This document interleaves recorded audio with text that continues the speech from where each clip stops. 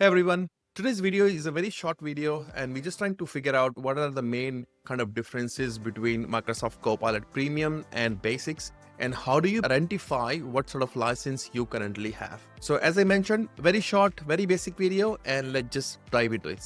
First of all, we will log on to m365.cloud.microsoft and you can sign in with your work or school account. We're going to talk about Copilot Basics versus Premium. In order to find out what sort of Copilot license you have, you can check that on the left bottom side of your screen. So currently it says M365 Copilot Premium for me, which means I have a premium license. But if you are using your work or school account and you have M365 license, you might see M365 Copilot Basic here. The main difference between Basic and Premium is when you have the basic license, you don't see these two tabs at the top, which says work and web. So you won't see that when you have a basic license. And also, whatever messages or chat you do in a basic license is more like a chat GPT kind of conversation. So you can ask any questions to Copilot, it will go to the web and then provide you answers. So in the AI kind of language, we say that the responses and all the conversations are grounded to web. You can still attach documents using a plus button here. You can add your work documents or attach your cloud files, which you're attaching that file to this box and asking Copilot to do something from that document, maybe summarize that document for you. It's like you are providing a document to Copilot and it's doing a summary or bullet point or whatever you're asking it to actually do. Whereas if you have a premium license, you will see these two options, work or web. So currently the work tab is selected by default. What it means is whatever messages I actually put in here, all of those messages will be grounded to my M365 environment, which means if I ask Copilot to summarize a list of IT related documents, it is going to go into my Microsoft Teams, chats, emails, everything I have access to within Microsoft 365, and it's going to get the information from all those sources.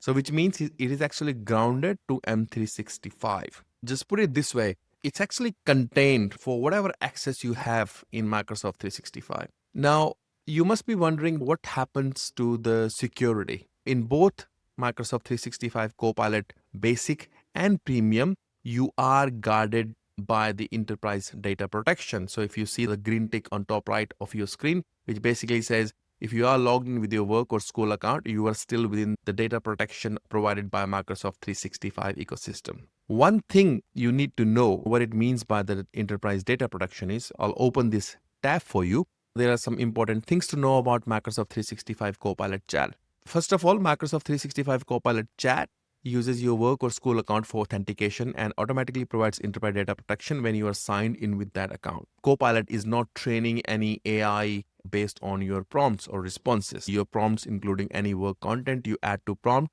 and Copilot responses aren't used to train foundation models. So in that respect, you are secure. It is just within the Microsoft 365 ecosystem. All of your chat data is encrypted during your chat session. One thing you should be mindful of, whatever prompts you put in, being search queries triggered by your prompts and responses in Copilot chat, they are all logged.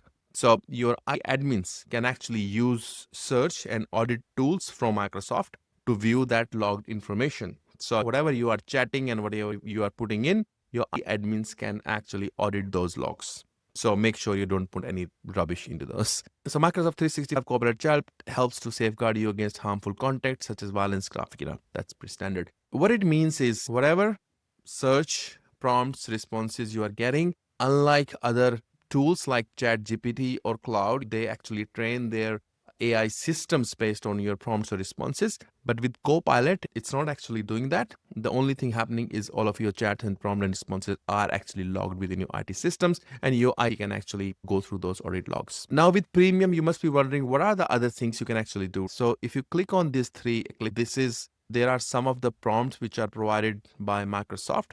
So for example, if I scroll down, for the emails, there is a track, what's important, right? Summarize messages from my manager in the last 48 hours. So if you want, you can actually use that prompt and let's just wait for a response from Copilot. I don't have, because this is my personal Microsoft 365 tenant. I don't think I have any manager assigned, so I don't think it's going to find anything. But if you do, and if you have messages, it will basically provide a summary for you from everything. Now, here you go. I've got some newsletters from Meryl and Joshua Fernando. So here you are, Meryl. Copilot basically found you. So there it is, right? It's basically said, I searched your emails chat for 48 hours, found 2 messages total, none from your manager. But what I can confirm, these messages found are from Microsoft or from Meryl, right? So only Microsoft and Meryl are sending me emails, which is great. So these are some of the features or differences between Copilot Basics and Premium. There are other differences as well. Like, with a premium license, you can actually create new agents and you get to use more agents, but I won't go into that. This video was mainly about just for you to familiarize so how you can actually identify what sort of license you have, which obviously you can find out from the left bottom part of your screen, and what are the main core differences between basic and premium. I mentioned earlier it was going to be a very short video. I hope now you can identify if you have a basics or premium license, and now you understand what are the kind of limitations for basic in terms of the search and the limitations for your premium license for the search capabilities. Thanks for watching, and I'll see you in next video.